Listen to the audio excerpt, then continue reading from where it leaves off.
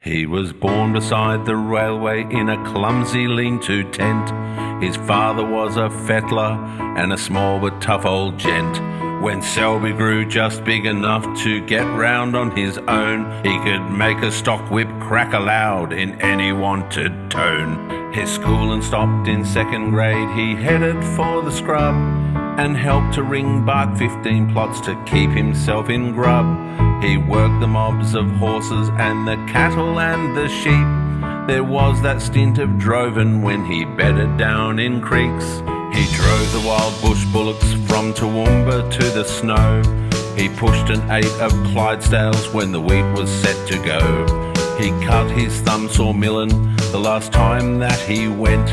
He picked up more than one meal, though fighting in a tent. Then came the Great Depression, and work was hard to get, so he took to breaking brumbies with his shirt forever wet. Many second-light horsemen knew Selby broke their steeds. Each knew he had a dinkum horse, old Selby knew his breeds. When Selby went, he broke the line of bushmen round our way. The towns have taken over and the city has its way. For though he never talked that much, those that really knew him knew all the time he worked in town, it was the bush that drew him.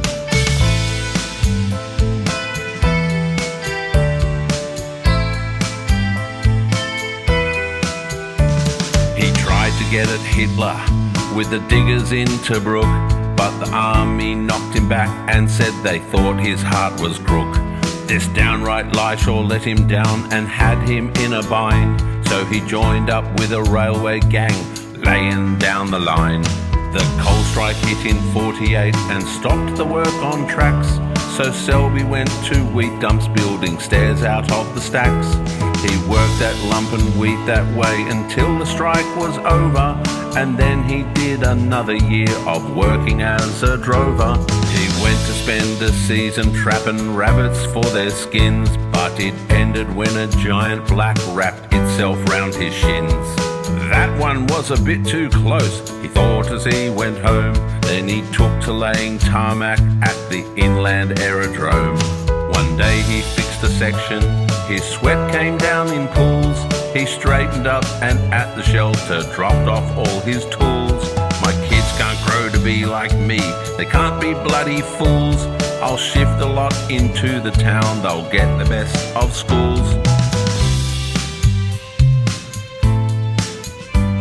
When Selby went, he broke the line of bushmen round our way. The towns have taken over and the city has its way. For though he never talked that much, those that really knew him knew all the time he worked in town, it was the bush that drew him.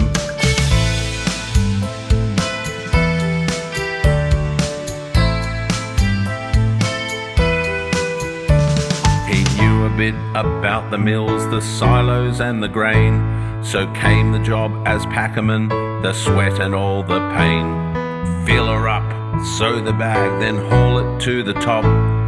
Then again, time on time, it never seemed to stop. His weekend was no different, he wouldn't have a blow, so over to the housing Sunday morning he would go and lay foundations for a quid and keep himself in train. Then Monday morning to the mill and start the stacks again.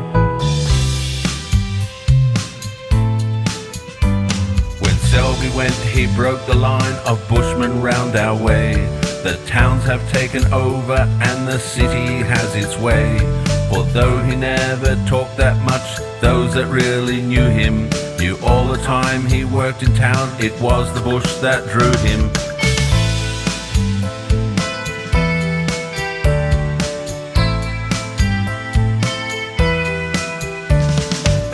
Was not the only thing, he liked his ale and song.